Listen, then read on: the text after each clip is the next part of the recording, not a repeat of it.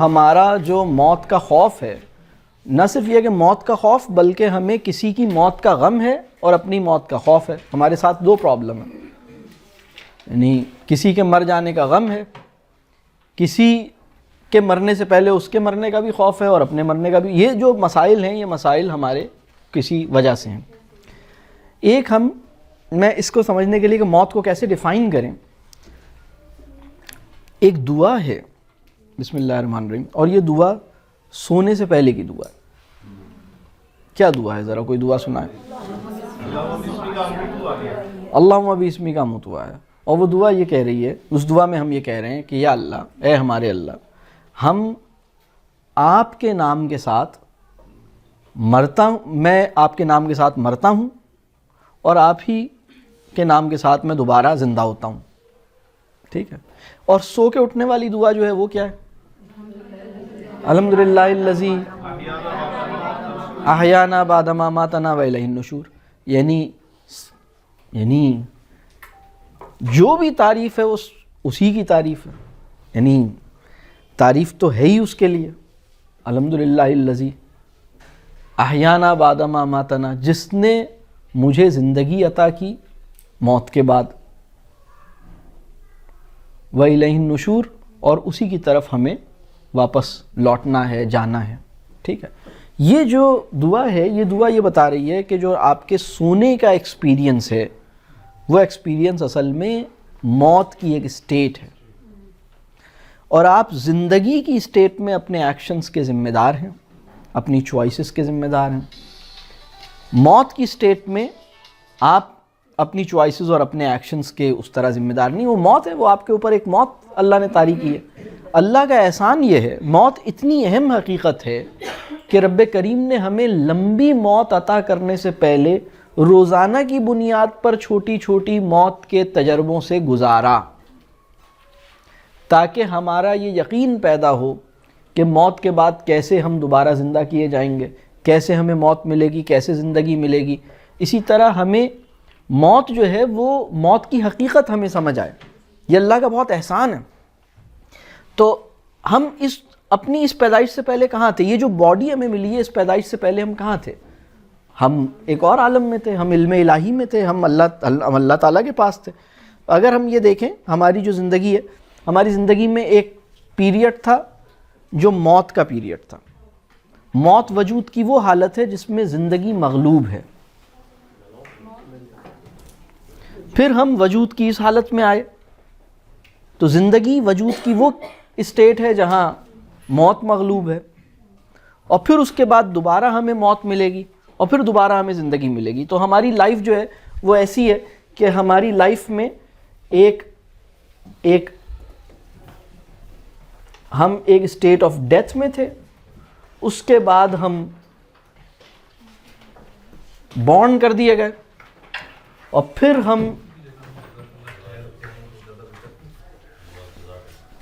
ہمیں لائف ملی، اور پھر ہمیں ڈیتھ ملے گی،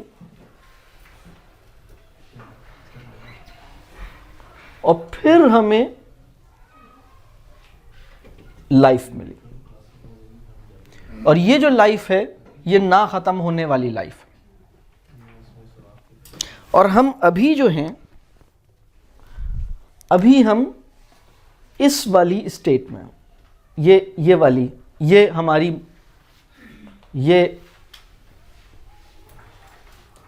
یہ ہمارا، ہم ابھی یہاں ہیں، لیکن ہم اپنی پیدائش سے پہلے ہم تھے، اس کے بعد پھر ہم زندہ ہوئے۔ یہاں پر اللہ تعالیٰ ہمیں زندگی موت زندگی موت زندگی موت دیتا ہے۔ یہ جو دعا ہے اللہم باسمک اموت واحیا اور الحمدللہ الذی احیانا بعد ما اماتنا والیہ النشور، یہ ہمیں بتا رہی ہے کہ ہم نیند کے تجربے کو کس نگاہ سے دیکھیں، سونے سے متعلق ہمارا پرسپیکٹو کیا ہو۔ یہ دو دعائیں ہمیں یہ ٹیچ کر رہی ہیں۔ بات واضح ہو رہی ہے؟ اور موت ہمارے لیے مسئلہ نہ بنے، موت ایشو نہیں ہے، ٹھیک ہے؟ اصل میں یہ والی جو موت ہے یہ اس لیے ایشو ہے, یا ایشو سے مراد یہ کہ یہاں پر آپ کی مہلت عمل ختم ہو گئی. اس کی جو کمال ہے, صرف اس کے اندر ہمارے پاس جو چیز موجود ہے وہ ہے مہلت عمل. مہلت عمل موجود ہے, وہ صرف اس پیریڈ میں موجود ہے, اور یہاں پر جب یہ ڈسکنٹینیو ہوا تو وہ ختم ہو گئی. یہ ایک پوری ایک کہہ لیجیے ڈائمنشن. اب یہ بہت اہم پیریڈ ہے, بالکل اس پہ ڈیپینڈ کر, سب کچھ اس پہ ڈیپینڈ کر رہا. بلکہ دین جو ہے نا, دین, جو لوگ دین اور دنیا, یہ فریز ٹھیک نہیں ہے, دین اور دنیا یہ فریز ٹھیک نہیں ہے.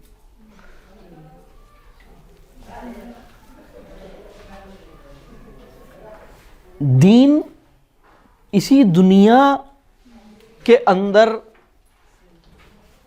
آپ نے کس پاتھ پہ چلنا ہے اس کا نام, اور وہ پاتھ آپ کو یوم الدین تک لے آئے گا. یوم الدین, یہاں یوم الدین ہے, یہ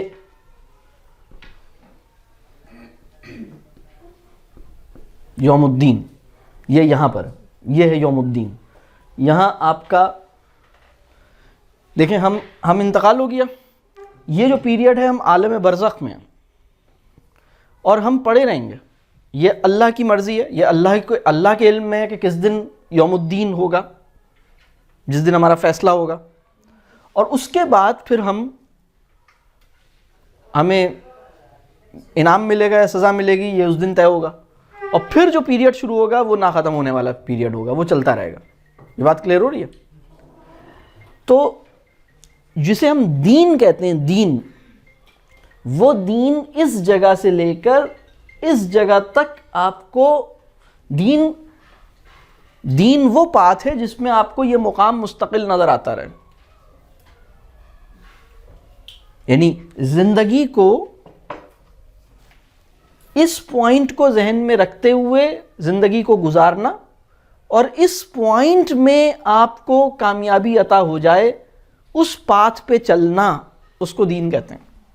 تو یہ تو آپ اس میں چلیں گے نا, دین دنیا میں ہی چلیں گے دین کے اوپر. دین اور دنیا الگ چیزیں نہیں ہیں, یہ نادانی کی بات ہے. یہ چیز کو پورے طور پر نہ سمجھ سکنے کا نتیجہ ہے کہ ہم دین اور دنیا والا فریز الگ الگ کرتے ہیں. اصل میں یہ ایک ہی ہے, دین دنیا ہی کے اندر ہے دین. اور یہ یہاں سے لے کے یوم الدین کا مطلب یہ ہے کہ وہ جو آپ نے پاتھ شروع کیا تھا, اب اس کی ڈیسٹینیشن اینڈ پوائنٹ آ گیا. اب آپ نے جو یہ کام کیا تھا, اب آپ کو یہاں آپ کو اس کا رزلٹ مل رہا ہے. آپ نے جس پروگرام میں آپ آئے تھے, اب آپ کو یہاں اس کا فائنل رزلٹ, سکسس یا فیلئر, وہ آپ کو یہاں پتہ لگے گا. یوم الدین کی بات کریں, یہ یوم الدین, یوم الدین. اسی لیے اس کا سٹارٹ اور اینڈ ہے, ورنہ تو ڈیتھ تو ایک ہی ہے. اور اصل میں چونکہ سب سے بڑا دن, یعنی پورے, یعنی دین جو ہے, دین کا جو کہہ لیجئے پوری, یعنی دین کی ساری انرجیز, دین کے سارے مطالبات, دین کی ساری ٹیچنگز, دین کے سارے کہہ لیجئے پروگرامز, دین کے اندر سارا کمپلیٹ پیکج, وہ اس کی طرف ڈائریکٹڈ ہے, اس کی طرف ڈائریکٹڈ ہے. اسی لیے اس کو یوم الدین کہہ رہے ہیں. لیکن دین تو یہاں سے سٹارٹ ہوا ہوا. اس دن آپ کو ملے گا سب کچھ, جو بھی ہوگا آپ کو پتہ لگ جائے گا جی کیا ہوا, میں نے اپنا معاملہ کیا کیا. اچھا, ہوتا یہ ہے کہ ہم جسے ہمارا جو موت کا پرابلم, یعنی جو پرابلم ہے وہ یہ ہے, جب ہمارا بچہ کینیڈا جاتا ہے پڑھنے کے لیے تو وہ اس کا بھی انتقال ہوتا ہے. انتقال کہتے ہیں ایک جگہ سے دوسری جگہ چلے جانا, منتقل ہونا. وہ بچہ جو کینیڈا جا رہا ہے اس کو بھی آپ انشاءاللہ تعالیٰ 20 سال میں 4-5 دفعہ اس سے ملیں گے. آپ زیادہ ملاقات نہیں ہوگی. کتنا ملیں گے اس سے؟ مطلب آپ ذرا ایوریج نکال لیں کہ جو لوگ باہر پڑھنے گئے ہیں ان سے آپ 20 ایئرز میں کتنی دفعہ آئے ہوں, اور وہ صرف پڑھنے تو نہیں جا رہا, 99% چانس یہ ہے کہ وہ پڑھنے کے بعد ادھر ہی رہ جائے گا. یا آپ کو کیا خیال ہے, 99% چانس یہ ہے کہ جس دن پڑھائی ختم ہوگی اگلے دن آ جائے گا. 99, میں کوئی ایگزیجریٹ تو نہیں کر رہا کہ 99% چانس یہ ہے کہ پڑھنے کے بعد ادھر ہی سیٹل ہو جائے گا. ایسے ہی ہے, اگلے 20 ایئرز میں 5 دفعہ بمشکل آئے گا. یعنی بہت, یا آپ 2 دفعہ چلے جائیں گے, اس سے زیادہ کہاں آپ کی ملاقات ہوگی. یہ بھی انتقال ہے. ہوتا یہ ہے, یہ جو دیوار ہے نا, یہ دیوار یا یہ جو دیوار ہے یا یہ جو دیوار ہے, موت جو ہے وہ انسان کے لیے ایسی ہونی چاہیے جیسے میں دیوار کے اس طرف گیا ہوں. میں اس کی ایک سچویشن مجھے اپنی لائف میں, جو میں عملی زندگی میں مجھے جو سچویشن اس کی نظر آتی ہے, جو مجھے بہت اس سے ریلیٹ کرتی ہے, جب آپ ایئرپورٹ پہ ہوتے ہیں اور آپ کا پاسپورٹ وغیرہ چیک ہونے کے بعد آپ کو انٹری کی سٹیمپ لگ جاتی ہے, ہوتا ہے, یا ایگزٹ کی سٹیمپ لگ جاتی ہے, آپ وہاں سے فلائی کرنے والے ہیں, ایگزٹ کی سٹیمپ لگ گئی ہے, تو آپ ایک گیٹ ہوتا ہے, ایک جگہ ہوتی ہے جس کو کراس کر لیتے ہیں. اچھا, اگر آپ کے ساتھ 5 لوگ ہیں, یعنی میں کئی دفعہ ایسا ہوا کہ میری پوری فیملی تھی, میں ہوں, میری بیوی ہے, میرے 3 بچے ہیں, اور جب میں وہاں دیکھا میں نے دیکھا کہ وہاں 1 ایٹ اے ٹائم اس گیٹ سے کراس کر رہے ہیں وہ. تو کبھی ایسا ہوا کہ میں آگے چلا گیا, بیوی پیچھے ہو گئی اور درمیان میں بچوں کو کر دیا, وہاں آرڈر میری مرضی سے سیٹ ہوا. کبھی ایسا ہوا میں سب سے پیچھے ہو گیا, بیوی کو آگے کر دیا, بچوں کو آگے کر دیا, ہم لوگ پیچھے ہو گئے. ایک لمحے کو میرے ذہن میں یہ خیال آیا کہ اگر some how by any technical error جو ادھر گیا ہے وہ ادھر رہ جائے, جو ادھر گیا ہے وہ ادھر, اور ایک دم کہے نہیں بس ابھی اسی وقت rule of the government change ہوئے اور اب جو ہے نا ابھی ہمارے پاس انسٹرکشن آئی ہے کہ مزید لوگوں کو ابھی ہم نہیں الاؤ کر سکتے, سپوز, تو وہ جو 2 بچے ادھر چلے گئے وہ ادھر ہی رہیں گے, جو ادھر رہ گئے وہ ادھر رہیں گے, کیا خیال. لیکن وہ جو گیٹ ہے, وہ جو پیسج ہے, وہ 1 وے پیسج ہے, وہاں سے آپ واپس نہیں آ سکتے. جب آپ کو اسٹیمپ لگ جاتی ہے نا ٹکٹ, وہ کیا نام ہے, پاسپورٹ پہ آپ کے انٹری کی اسٹیمپ لگ گئی, اب آپ کہیں کہ سر مجھے ذرا وہ ایک چھوٹے سے کام کے لیے آنا ہے, وہ آپ کو الاؤ نہیں کرے گا, اس جگہ سے پیچھے نہیں آ سکتے آپ, کیا خیال. اسی طرح آپ کراچی کے ایئرپورٹ سے اگر آپ نکلیں تو جہاں پر آپ کی ایگزٹ کی اسٹیمپ لگ گئی وہ آپ کہیں گے نہیں اب آپ چلے گئے, اب آپ کا انتقال ہو گیا, اب آپ واپس نہیں آ سکتے, آپ واپس نہیں. لیکن یہ جو زندگی اور موت کا معاملہ یہ ہے کہ ہم سب نے اس گیٹ کو کراس کرنا ہے, کسی نے پہلے کسی نے بعد میں, لیکن جو کراس کرتا جا رہا ہے وہ ادھر پہنچتا جا رہا ہے. ہم یہ اصل میں ہوتا یہ کہ جب ہم اس پورے میٹافر کو قبول کر لیتے ہیں ایمان کے اعتبار سے, اور ہم کہیں کہ بھائی میرے پورے خاندان نے, ہم سب نے, 7 ارب انسانوں نے, ان سب کا ایک ٹائم آئے گا اور وہ سب اس پوائنٹ کو, اس چیک پوائنٹ کو کراس کریں گے اور وہاں سے ادھر جائیں گے, ایگزٹ کریں گے. اور وہ یہ بالکل ایسے کہ جیسے یہ دیوار ہے, اس دیوار کے ادھر چلے گئے, تو ہمارے گھر کے بہت سے لوگ اس دیوار کے ادھر ہیں, کچھ لوگ ادھر ہیں. تو جب ایک آدمی انتقال ہوتا ہے تو ہم کہیں بھائی ادھر بھی ہمارے بہت سارے ملنے والے ہیں, ادھر بھی بہت سارے ملنے والے ہیں الحمدللہ, وہاں ہماری دادی ہیں, دادا ہیں, نانا ہیں, نانی, اور بہت سارے لوگ ہیں, اور میری پھپھو بھی ہیں, اور میری ایک اور ممانی بھی ہیں, میرے ایک نانا بھی ہیں, میرے ایک اور نانا بھی ہیں, میرے 3 نانا وہاں ہیں, میرے ایک نانا ادھر ہیں. تو کوئی بات نہیں اگر وہ ادھر چلے گئے تو. اب اصل میں تو اللہ کا سہارا ہی بڑا سہارا ہے نا, میرا سہارا تو کوئی سہارا نہیں ہے, چاہے ہم دیوار کے ادھر ہوں یا ادھر ہوں, یہاں بھی اللہ ہی کا سہارا ہے, وہاں بھی اللہ ہی کا سہارا ہے. یہاں تو پھر بھی ہم لوگ ایک دوسرے کو سہارا دینے کی کوششیں کرتے ہیں, وہاں تو کوئی کوشش بھی نہیں کر رہا, وہاں تو سب اپنے اپنے چکر میں. بات کلیئر ہو رہی ہے؟ یہ جو پوری بات ہے میں سمجھتا ہوں رسول اللہ صلی اللہ علیہ وسلم کی تربیہ کے نتیجے میں سب سے کامیابی سے جس خاتون کو سمجھ آئی اسے خاتون جنت کہتے ہیں. رسول اللہ صلی اللہ علیہ وسلم نے اپنے انتقال سے کچھ ٹائم پہلے بی بی فاطمہ کو یہ فرمایا کہ میں تمہیں ایک اچھی بات, تمہیں ایک گڈ نیوز دوں گا, ایک تھوڑی سی پریشان کن نیوز دوں گا. تو پہلے میں وہ ذرا تکلیف دہ نیوز دیتا ہوں. اور وہ بتایا کہ میں جو ہوں, اب سوچیں کہ رسول اللہ صلی اللہ علیہ وسلم کو اپنی بیٹی سے کیسی محبت ہوگی, اور رسول اللہ صلی اللہ علیہ وسلم, اب یہ وہ ہستی ہیں جنہیں موت کا تو کوئی خوف نہیں ہے, یہ تو بلکہ یہ وہ لوگ ہیں جو خالق اعلیٰ سے ملاقات کے متمنی ہیں. یعنی انسان کے اوپر ایک لمحہ وہ آتا ہے جب انسان سوچتا ہے کہ بس اب ختم کر دیں امتحان, اب مطلب اب بلائیں, اب بلا لیں. یعنی یہ جو خواہش ہوتی ہے نا، یہ بڑی زبردست خواہش ہوتی ہے. جب انسان کو لگے کہ میری انویسٹمنٹ کچھ ہو گئی ہے وہاں، اور انسان کا اللہ سے ایک الگ درجے کا تعلق ہو، اور وہ ملاقات کی تمنا، وہ ایک الگ. تو خیر رسول اللہ صلی اللہ علیہ وسلم کو اندازہ تھا کہ اب میرا ٹائم آ گیا ہے، اور وہ بتایا تو حضرت فاطمہ جو ہیں وہ ان کے آنکھ میں آنسو آ گئے، وہ رونے لگیں. اور پھر اگلی نیوز جو دی، وہ اگلی نیوز بڑی اہم ہے. اور اگلی نیوز جو دی تو وہ ہنسنے لگیں، مسکرانے لگیں. یعنی دو نیوز ایک ساتھ دیں. ایک نیوز یہ بتائی میں دیوار کے اس طرف جانے والا ہوں، میں ادھر جا رہا ہوں. حضرت فاطمہ کو دکھ ہوا بچھڑنے کا. دوسری خبر جو دی تو حضرت فاطمہ مسکرانے لگیں، خوش ہو گئیں. حضرت فاطمہ، رسول اللہ صلی اللہ علیہ وسلم نے بتایا کہ سب سے پہلے جو مجھے آ کے ملے گا، میرے پاس جو آئے گا نا ادھر، وہ تم ہو. یہ بات تو مطلب اس سے بڑی خبر کیا تھی؟ اس سے بڑی خبر ہی کوئی نہیں تھی. مدینے میں ہمارے بزرگ ہیں، وہ اپنے کسی پروگرام میں فرما رہے تھے کہ مدینے میں 2 مواقعوں پہ جشن کسی کیفیت تھی، اور وہ مواقع وہ تھے جب رسول اللہ صلی اللہ علیہ وسلم نے یہ فرمایا کہ جس کو دنیا میں محبت ہوگی وہ آخرت میں اس کے ساتھ ہوگا. یعنی صحابہ نے سوال ایک دفعہ کیا کہ یا رسول اللہ صلی اللہ علیہ وسلم، ہم آپ کو جنت میں کیسے پائیں گے؟ آپ تو مطلب بہت آگے ہوں گے، بہت خاص مقام پر ہوں گے، تو ہم تو پتہ نہیں کہاں ہوں گے.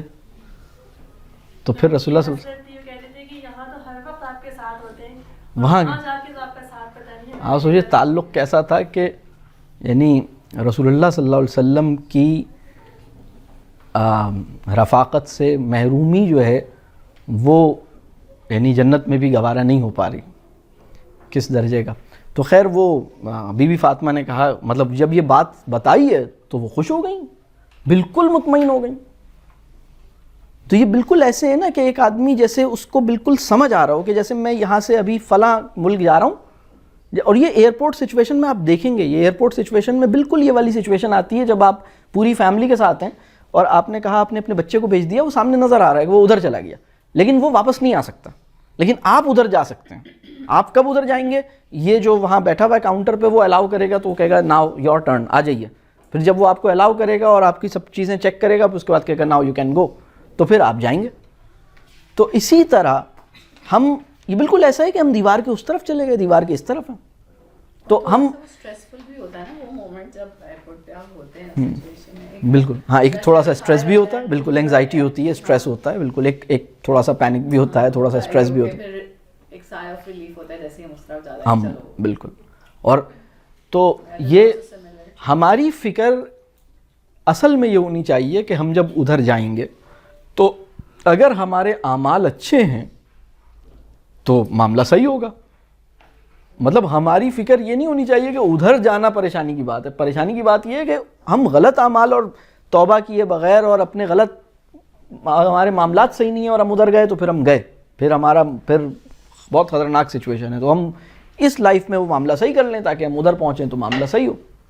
تو یہ جو بات ہے نا کہ ہمیں بالکل ایسے محسوس ہو جیسے دیوار ہے، اس دیوار کے ادھر کچھ لوگ ہیں، اس دیوار کے ادھر کچھ لوگ ہیں، اور دیوار کے اس طرف جو لوگ جاتے جا رہے ہیں وہ ایک اور عالم میں گیدر ہو رہے ہیں.